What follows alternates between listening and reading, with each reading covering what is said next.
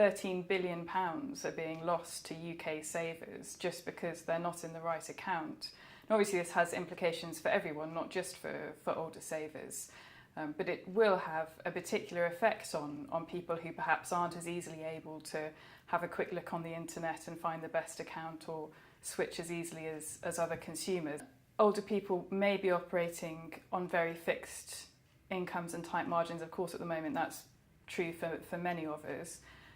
But thinking about people who may have a tendency still to be more loyal to their banks and not expect to be penalised for that loyalty, and also people who just find there are enhanced barriers to switching. So the APPG highlighted that perhaps you literally can't see the small print in the newspapers, the little asterisk that tells you this great rate is only available for 1 year. So you may not be aware of that.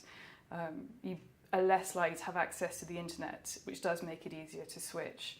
And simply getting to your branch, especially as there are fewer branches around, may be more difficult for you. In terms of what consumers can do, I think the first thing is really ask yourself, are you going to switch? So when you see those nice attractive bonus rates, are you really going to check in 6 months or a year time and change your accounts? Because there are other options.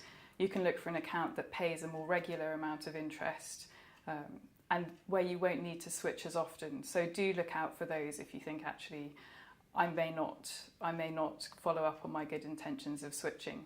And then if you are going to switch, make sure you do that. Even if ideally you want to check across all of the banks and building societies, but if you can't do that, at least check in regularly with your own and ask if you're on the best rate available for you.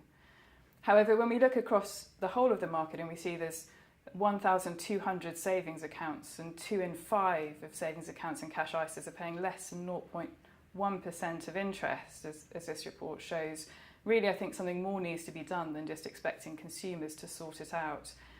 We've heard the announcements today about energy tariffs, would question why a lot of these savings accounts exist in the first place.